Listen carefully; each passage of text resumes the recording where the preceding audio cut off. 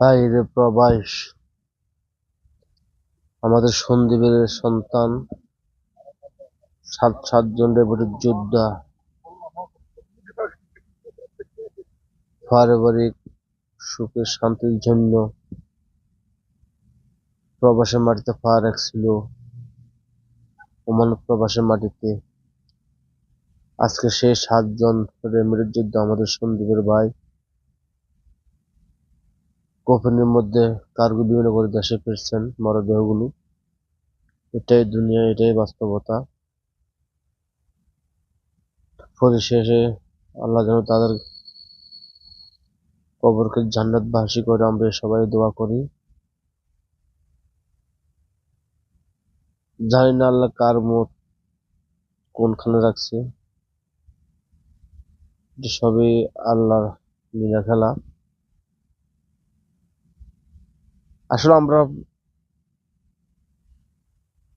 মানুষ জাতি, আমরা এখনো বুঝি না, কি জন্য বললাম বুঝি না। আমরা খেয়ার 100 টাকার জন্য, 10,000 টাকার জন্য, হাজার টাকার জন্য মারপিট এবং জাগার সম্বন্ধের জন্য মারপিট। আসলে আজকে মরে গেলে কালকে 2 দিন। হ্যাঁ, কোথায় যাবে আপনার জায়গা সম্পত্তি, কোথায় যাবে আপনার টাকা ধন দৌলত। তো আমরা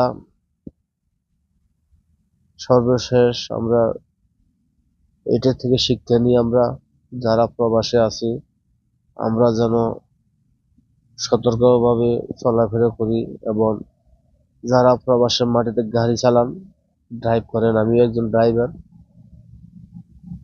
তো আমরা যেন সতর্কভাবে গাড়ি ঘোড়া চালাই। একটা জিনিস খেয়াল রাখবেন, যারা প্রবাসের মাটিতে ড্রাইভ করতেছেন,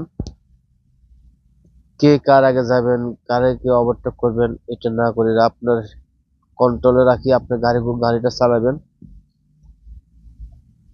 আমরা এই প্রবাসের মাঝে আমাদের এখানে কেউ নাই, মা নাই, বাপ নাই, ভাই নাই, বোন নাই, স্ত্রী নাই, কেউ নাই এখানে।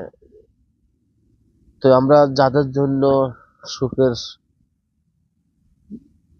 দিকে তাকাই আমরা প্রবাসের মাটিতে পা রাখছি, আমরা তাদের দোয়ায় যেন আল্লাহ যেন আমাদেরকে এখানে হেফাজত রাখে। সবাই আমাদের জন্য দোয়া করবেন, প্রবাসীদের জন্য দোয়া করবেন। দিন শেষে আমিও প্রবাসী, সবাই প্রবাসী। আজকে যে 7 ভাইয়ের লাশ মরদেহ চট্টগ্রামের শাহ আমানত আন্তর্জাতিক বিমানবন্দরে পৌঁছেছে, জানি না সবার কাছ থেকে কেমন লাগছে, কিন্তু আমার কাছ থেকে অনেক খারাপ লাগছে যে এই ভাইগুলো পরিবারের সুখ শান্তি